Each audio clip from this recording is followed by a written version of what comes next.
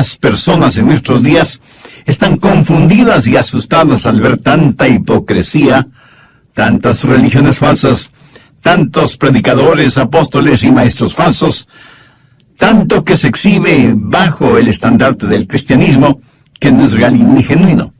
Por eso necesitamos una palabra de consuelo. Pero no solamente consuelo, sino también advertencia, porque hay muchos que piensan que son salvos sin serlo, y necesitan ser advertidos, traídos a la fe salvadora del Señor Jesucristo. Y también es necesaria una palabra de instrucción para saber cómo enfrentar, cómo ayudar a esas personas que son cristianos falsos. Recuerde que hay 7 parábolas en Mateo 13, y que una parábola es una historia terrenal con un significado celestial. Jesús utilizó las parábolas para, con una historia natural y evidente, explicar su significado oculto. Y aunque por lo general las parábolas sirven para revelar algo, también sirven para ocultar algo. Cuando Jesús habló en parábolas, la oposición contra él estaba en su punto más crítico. Le acusaron de estar endemoniado, por lo que Jesús tuvo que advertirles acerca del pecado imperdonable. Ya hemos estudiado la parábola del sembrador. Ahora vamos a ver la parábola del trigo y la cizaña, Mateo 13, desde el verso 24. Les refirió otra parábola diciendo: el reino de los cielos es semejante a un hombre que sembró buena semilla en su campo. Pero mientras dormían los hombres, vino su enemigo y sembró cizaña entre el trigo, y se fue. Y cuando salió la hierba y dio fruto, entonces apareció también la cizaña. Vinieron entonces los siervos del padre de familia y le dijeron: Señor, ¿no sembraste buena semilla en tu campo? ¿De dónde pues tiene cizaña? Él les dijo: un enemigo ha hecho esto. Y los siervos le dijeron: ¿quieres pues que vayamos y la arranquemos? Él les dijo: no sea que al arrancar la cizaña, arranquéis también con ella el trigo. Dejad crecer juntamente lo uno con lo otro hasta la siega, y al tiempo de la siega yo diré a los segadores: recoged primero la cizaña y atadla en manojos para quemarla, pero recoged el trigo en mi granero. Se dará cuenta que esta es una historia sencilla, simple. Lo notable es que la cizaña, siendo una hierba mala, se parece mucho al trigo. Y en esta historia encontramos 7 elementos que debemos identificarlos. El hombre que siembra es el Señor Jesucristo. Mire el verso 37. Respondiendo él les dijo: el que siembra la buena semilla es el Hijo del Hombre. La semilla que él siembra son verdaderos creyentes. Ahora es muy importante no confundir la semilla de esta parábola con la semilla en la parábola del sembrador.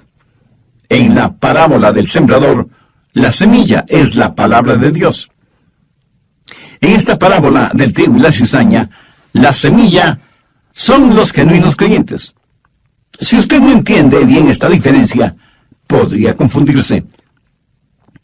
En la primera parábola, el terreno representa el corazón de los hombres.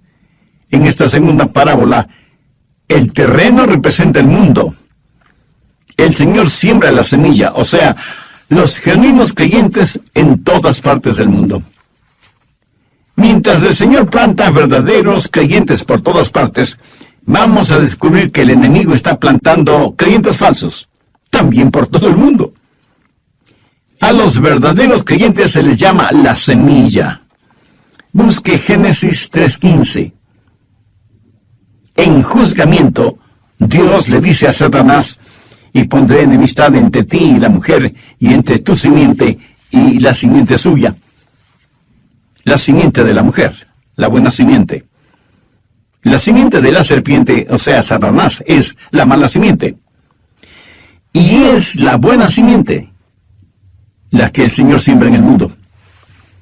En este mundo siempre habrá una constante batalla entre la simiente de la mujer y la simiente de la serpiente. El tercer elemento es el campo, o sea, el mundo. Mateo 18:38 dice: el campo es el mundo. La buena semilla son los hijos del reino, y las cizañas son los hijos del malo. Amigo, no tenemos que tratar de adivinar esto. Aquí tampoco se está hablando de la iglesia, sino del mundo en general. Es en el mundo en donde encontramos gente salvada y no salvada. Pero hay algunas personas no salvadas que aparentan ser salvas. Estos son los cristianos falsos en el mundo. El enemigo que va implantando falsos creyentes en el mundo es el mismo diablo, Satanás. Ve el verso 39. El enemigo que la sembró es el diablo. La siembra es el fin del siglo y los segadores son los ángeles. En la actualidad se escucha mucho acerca de la paternidad de Dios y la fraternidad universal del hombre. Podemos ser hermanos en nuestra humanidad, pero no somos hermanos espirituales porque no todos son hijos de Dios. Jesús les dijo a los fariseos, o sea, a los cristianos falsificados de esa época, que eran hijos del diablo. Veamos Juan 8:44. Vosotros sois de vuestro padre el diablo, y los deseos de vuestro padre queréis hacer. Así que Jesús está diciendo que la cizaña representa a los hijos del diablo. En nuestros días, al cristiano de convicciones firmes se le trata de intolerante si es que no pone sus brazos alrededor de los que representan la cizaña y les dicen, todos estamos yendo hacia el mismo lugar y su religión y creencias son tan buenas como las mías. ¿Cómo podrá deducir? Esa es una mentira satánica. Los segadores son los ángeles. ¿Cuándo se realizará la cosecha? De acuerdo al verso 39, al final del siglo. Y ese es el séptimo elemento, el tiempo de la cosecha. Verso 40. De manera que como se arranca la cizaña y se quema en el fuego, así será el fin de este siglo. Las 7 parábolas dichas por el Señor abarcan la historia total de la iglesia cristiana, porque quien siembra la semilla es el Señor Jesucristo. Comenzó su ministerio sembrando la buena semilla y prosigue a través de las 7 parábolas hasta el final de la época. El Señor está desdoblando el misterio de la historia religiosa. Hay secretos sagrados, extraños misterios del reino de los cielos. Ahora quiero hablar de la siembra de la cizaña, el crecimiento de la cizaña y el conocimiento de la cizaña. Primero, la siembra de la cizaña. Mateo 13:39. El enemigo que la sembró es el diablo. Satanás es un falsificador, un pervertido, y es él quien siembra la cizaña. Quiero que note que Satanás no se opone a la religión. De hecho, la religión es su herramienta principal. Él está sumergido en la religión mucho más que un montón de religiosos. Él es el enemigo de Dios que siembra la cizaña. Ahora, ¿por qué el diablo hace eso? ¿Cree usted que el diablo está interesado en el trigo o en la cizaña? El diablo quiere adoración. Él quiere falsos creyentes. Y además es un excelente falsificador. Tanto que lo que él falsifica parece real, genuino, y mientras lo falsificado se parezca más a lo real, pues mejor la falsificación. Por esta razón, Jesús, el Maestro incomparable, escogió esta parábola, porque trigo y cizaña, a primera vista, lucen casi idénticos. Veamos algunas cosas falsificadas en nuestro mundo actual, y que es necesario que usted sepa acerca de ellas. Hay un falso Jesús. Cuando personas de otras religiones se acercan a usted y le dicen, nosotros también creemos en Jesús, usted tiene que asegurarse en qué Jesús creen. Anote 2 Corintios 11:4. Porque si viene alguno predicando a otro Jesús que el que os hemos predicado, o si recibís otro espíritu que el que habéis recibido, u otro evangelio que el que habéis aceptado, bien lo toleráis. En otras palabras, Pablo les está diciendo, hermanos, ustedes son tan crédulos que lo aceptan todo. Pastor Rogers, A quienes me visitaron les pregunté si creían en Jesús, y me contestaron que sí. Mi amigo, los demonios usan el nombre de Jesús para engañar a los crédulos ingenuos. No solo que hay un falso Jesús, sino también un falso espíritu. Verso 4. O si recibís otro espíritu. Algunos dicen, oh, eso es real porque tuve una experiencia espiritual. Lo que usted pudo haber tenido es un encuentro con el diablo. Anote 1 de Juan 4:1. Amados, no creáis a todo espíritu, sino probad los espíritus si son de Dios. Y así como hay un falso Jesús y un falso espíritu, también hay falsos ministros del Evangelio. Si hay un falso Jesús, un falso Espíritu Santo, tenga la absoluta seguridad que también habrá falsos predicadores, maestros y apóstoles. El versículo 1 de 1 de Juan 4 termina diciendo, porque muchos falsos profetas han salido por el mundo. Al respecto, mire cuán enfático es Pablo al decir, porque estos son falsos apóstoles, obreros fraudulentos, que se disfrazan como apóstoles de Cristo, y no es maravilla, porque el mismo Satanás se disfraza como ángel de luz. Así que no es extraño que también sus ministros se disfrazan como ministros de justicia, cuyo fin será conforme a sus obras. Satanás tiene un Jesús, un Espíritu Santo falsos, y apóstoles, maestros y profetas falsos. ¿Y qué es lo que ellos producen? Pues creyentes falsos. 2 Corintios 11:26. Pablo habla de las cosas que él tuvo que soportar, y al final del verso dice, peligros entre falsos hermanos. ¿Por qué peligros entre falsos hermanos? Porque ellos tenían y propagaban un evangelio falso. En Gálatas 1:6 Pablo dice, estoy maravillado de que tan pronto os hayáis alejado del que os llamó por la gracia de Cristo, para seguir un evangelio diferente. Obviamente aquí se refiere a un evangelio falso. Por eso continuó diciendo, no que hay otro, sino que hay algunos que os perturban y quieren pervertir el evangelio de Cristo. Recuerde que Satanás es perverso, y como no puede negar ni hacer desaparecer el evangelio, lo pervierte por medio de sus falsos predicadores, apóstoles y maestros. Y ahora escuche la advertencia de Pablo. Mas si aún nosotros, o un ángel del cielo, os anunciare otro evangelio diferente del que os hemos anunciado, sea anatema. La palabra anatema significa maldición o condenación. Los falsos apóstoles, enseñando su falso evangelio, hasta pueden parecer que hacen el bien. Visten al desnudo, alimentan al hambriento, están en contra del aborto y cosas socialmente encomiables. Pero recuerde que un billete falso puede hacer mucho bien. Comprar ropa, alimentos, medicinas, etc. Pero solo hasta cuando es detectado y puesto inmediatamente fuera de circulación. Llegará un día cuando, estando frente a Jesús, Él les dirá, no todo el que me dice, Señor, Señor, entrará en el reino de los cielos, sino el que hace la voluntad de mi Padre que está en los cielos. Y los falsos apóstoles y maestros, tratando de justificarse, dirán, pero Señor, ¿acaso no profetizamos en tu nombre? Y en tu nombre echamos fuera demonios. Y en tu nombre hicimos muchos milagros.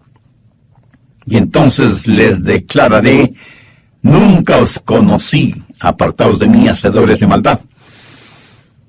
Amigo, no deje que ningún cristiano falso le mantenga alejado del cielo. No use la vida de algún hipócrita como argumento contra el cristianismo. De paso, permítame decirle que un hipócrita no es un argumento contra el cristianismo. Más bien es un maravilloso argumento a favor del cristianismo. Y usted asombrado me pregunta, ¿y por qué? Escúcheme. Los falsificadores no falsifican envolturas de chocolates por lindas que sean. ¿Qué es lo que falsifican? Billetes de 20, 50 o $100. Ellos no falsifican aquello que no tiene valor, sino lo que realmente es valioso.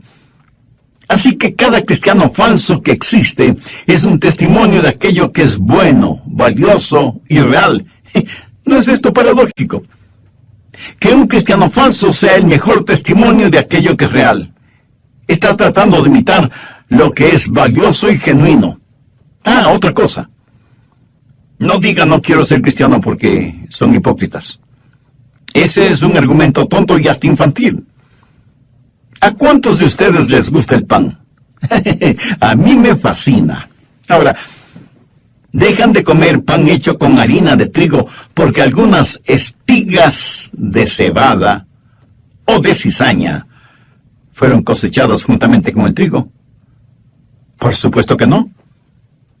Ve ahora lo ilógico de decir, porque hay cristianos hipócritas, no voy a la iglesia y no quiero servir al Señor. Mi amigo, no se asombre ni se asuste por lo que voy a decir. Por supuesto que hay hipócritas en la iglesia. ¿Sabe que uno de los 12 apóstoles fue un hipócrita? Cuando usted compra una docena de huevos y uno de ellos está podrido, bien podríamos decir que ese huevo fue un hipócrita. Para ser bueno, siendo totalmente malo. Y quiero saber algo más.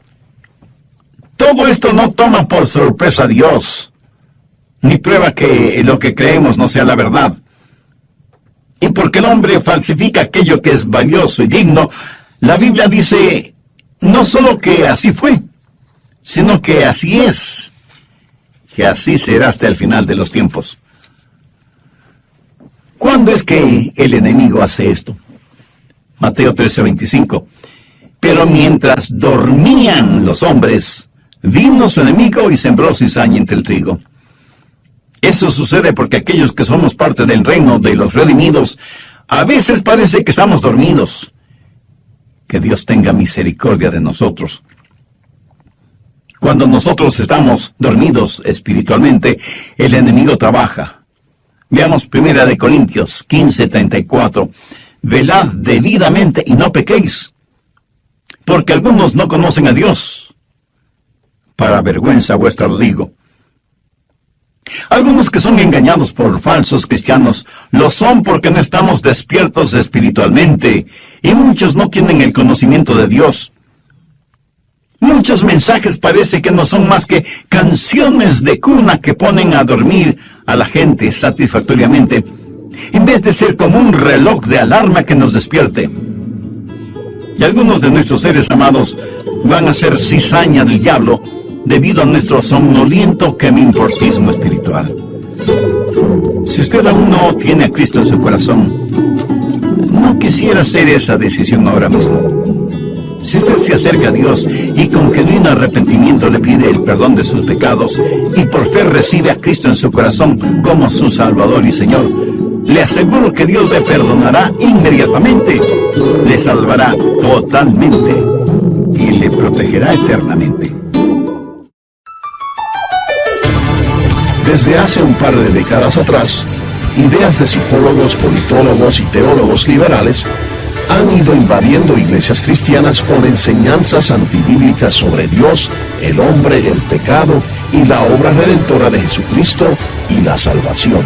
El Dr. Ray Allison hace muchos años atrás fue el presidente de la Convención Bautista del Sur. Y cuando le preguntaron si él creía que tal o cual hermano era salvo, respondió diciendo algo que me bendijo y me enseñó. Él dijo: del único que sé que es salvo es yo mismo. En cuanto a todos los demás, no estoy tan seguro. Amigo, no comience usted a eliminar la hierba mala. Y quiero que note que aquí no está hablando de la disciplina en la iglesia. Toda iglesia debe ejercitar disciplina, pero la disciplina en la iglesia no es primordialmente para remover, sino para restaurar.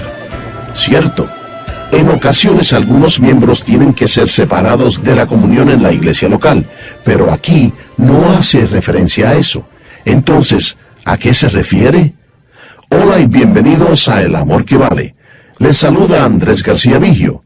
El doctor Adrián Rogers, en la voz del pastor Lenín de Llanón, concluye su mensaje, El extraño misterio de un cristiano falso.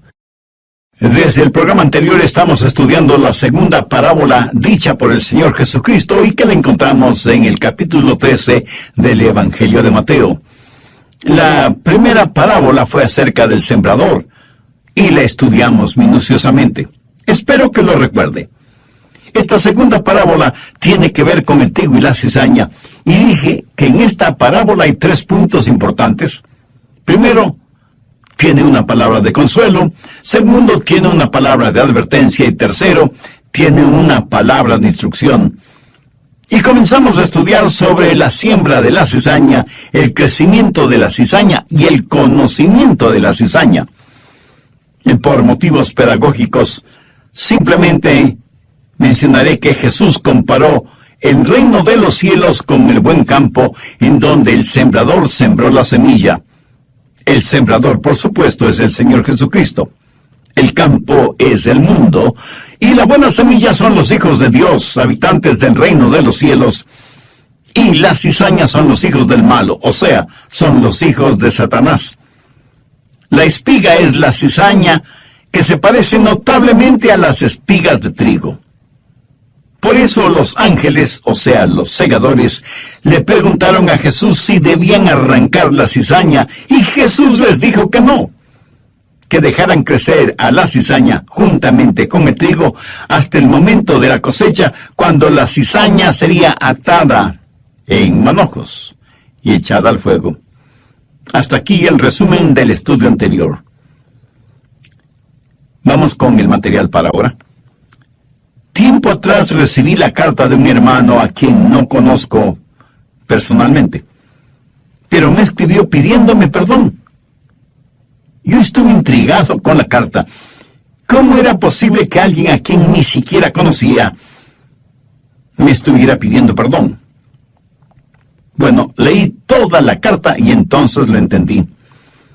Alguna vez en uno de mis mensajes hice referencia a una importante denominación, identificándola como un culto, que en ese entonces lo era, pero en la gracia y misericordia de Dios, sus puntos doctrinales y teológicos han sufrido una genuina transformación.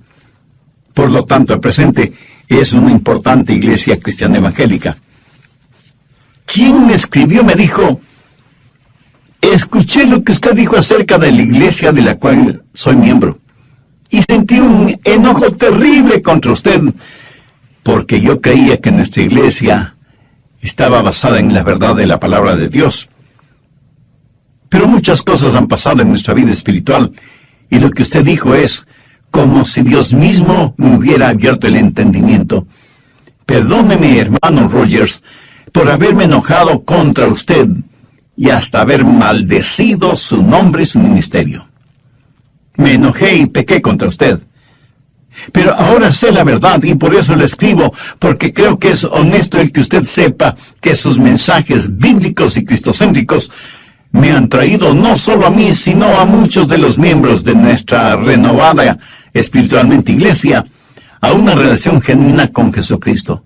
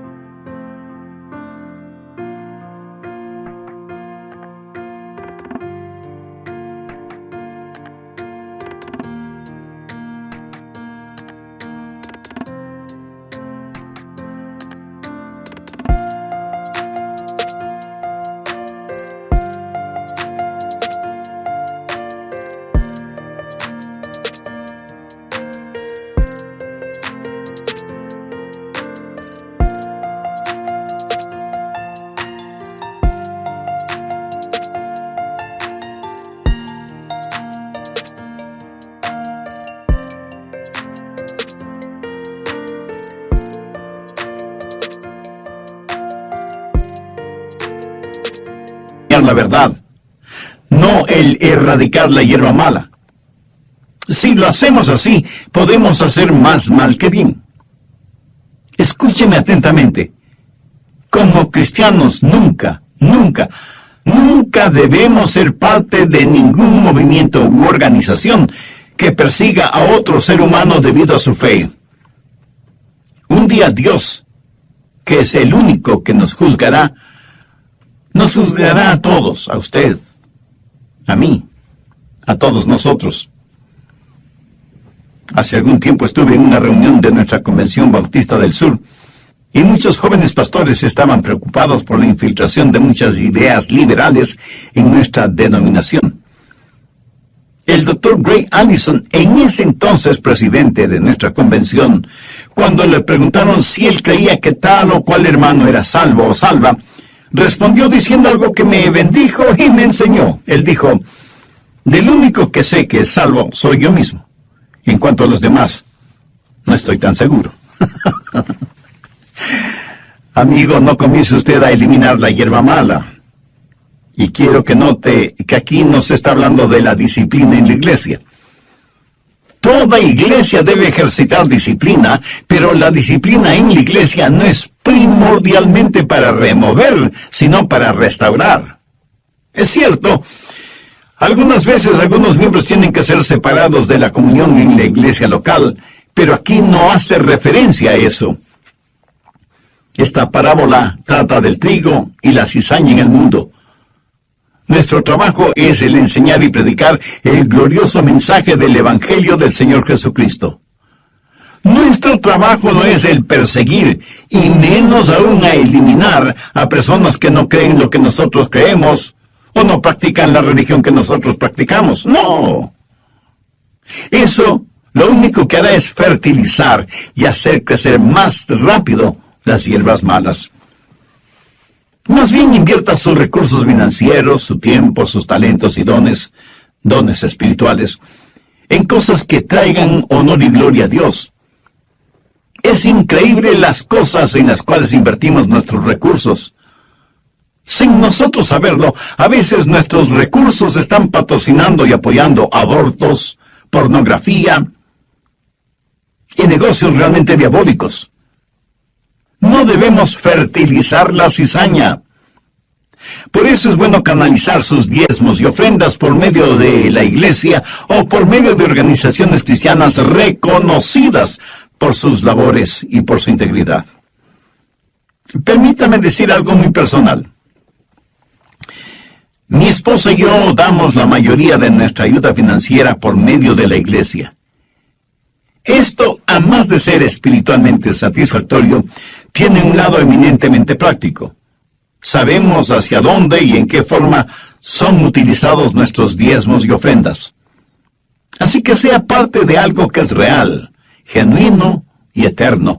No fertilice la cizaña. Jesús dijo que el trigo y la cizaña crecerán juntos hasta el tiempo de la siega o la cosecha. Tiempo en el cual tiene que saber cuál es el trigo y cuál la cizaña. Mateo 13, desde el verso 40. De manera que como se arranca la cizaña y se quema en el fuego, así será el fin de este siglo. Enviará el Hijo del Hombre a sus ángeles, y recogerán de su reino a todos los que sirven de tropiezo, y a los que hacen iniquidad, y los echarán en el horno de fuego, y allí será el lloro y el crujir de dientes. Entonces los justos resplandecerán como el sol en el reino de su Padre. El que tiene oídos para oír, oiga. ¿Qué nos enseña esto? Que el tiempo de la siega o la cosecha se acerca. Y seguramente alguien me preguntará, pastor, ¿por qué Dios tolera la cizaña? ¿Por qué Dios no la elimina ahora mismo? Le diré por qué. Así como el trigo todavía no está maduro, tampoco lo está la cizaña. Ni el trigo ni la cizaña están maduros para que se haga realidad el fin de este siglo. A Juan, el apóstol amado, se le dio la visión del juicio final. Y esto es lo que él dice en Apocalipsis 14, los versos 14 y 15.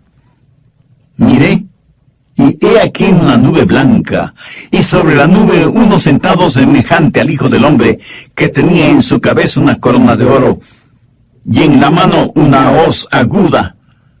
Y del templo salió otro ángel, clamando a gran voz al que estaba sentado sobre la nube: mete tu hoz y ciega, porque la hora de cegar ha llegado, pues la mies de la tierra está madura. ¿Sabe lo que es una hoz? Es una herramienta que sirve para cegar.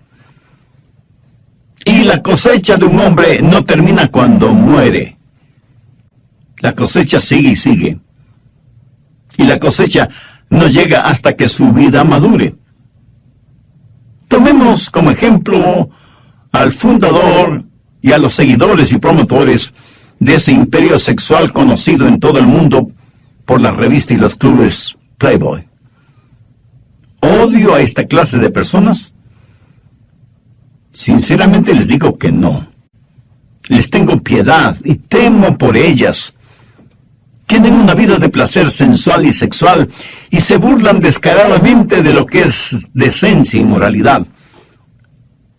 Solo Dios sabe cuántos hogares han sido destruidos, cuántas enfermedades venéreas han sido esparcidas, cuántos bebecitos han sido destruidos por embarazos no deseados, cuántas vidas han sido torcidas, cuántas mentes han sido pervertidas, cuánta suciedad y basura ha salido de esas alcantarillas infernales, como la manifestación de lo que hay en el corazón del hombre. Pero aunque mueran los promotores de esta degradación moral, su influencia continuará y continuará y continuará. Porque aquel que fue corrompido, corromperá a otros, quienes a su vez corromperán a otros, perpetuando de esta forma esta cadena de depravación y vileza. Y no terminará sino cuando llegue el final de este siglo. Cuando Dios ponga el punto final en la última frase del último párrafo de la última página del libro de la historia, cuando todo se cumpla, es que Dios ya tendrá toda la evidencia. Pero esto también es verdad con una persona justa. Su influencia y su ejemplo seguirá y seguirá y seguirá aún después de la muerte. En relación con algunos hombres de Dios, la Biblia dice que sus obras siguen hablando, aunque ellos estén muertos. Yo espero que, si Jesús no viene antes que yo muera, yo espero que mi ejemplo e influencia continúen hasta que las olas de mi labor lleguen hasta las playas de la eternidad. Por eso es que Dios no nos juzga este momento. Es demasiado temprano para juzgar. Pero no deje que la lentitud de Dios para juzgarnos le dé una falsa esperanza. Usted puede parecer una saludable cizaña, pero el día del juicio llegará. Notó que la cizaña será amarrada en manojos para ser quemada. Ese es un detalle muy interesante para mí. ¿No ha notado que en el mundo la gente no salvada busca el estar junta, amalgamada? Parece estar amarrada en manojos, listos para ser quemados. Esta clase de unión no será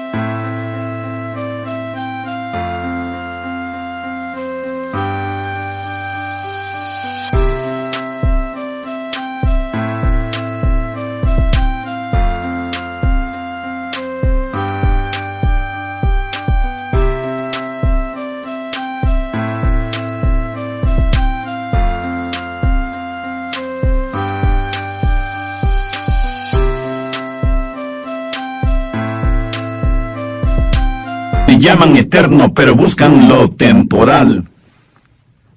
Me llaman misericordioso, pero no confían en mí.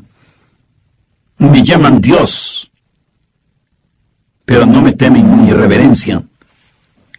Así que si les condeno, no me echen la culpa.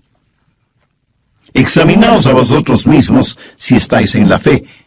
Probaos a vosotros mismos. Segundo, no deje que los cristianos falsos le mantengan fuera del cielo.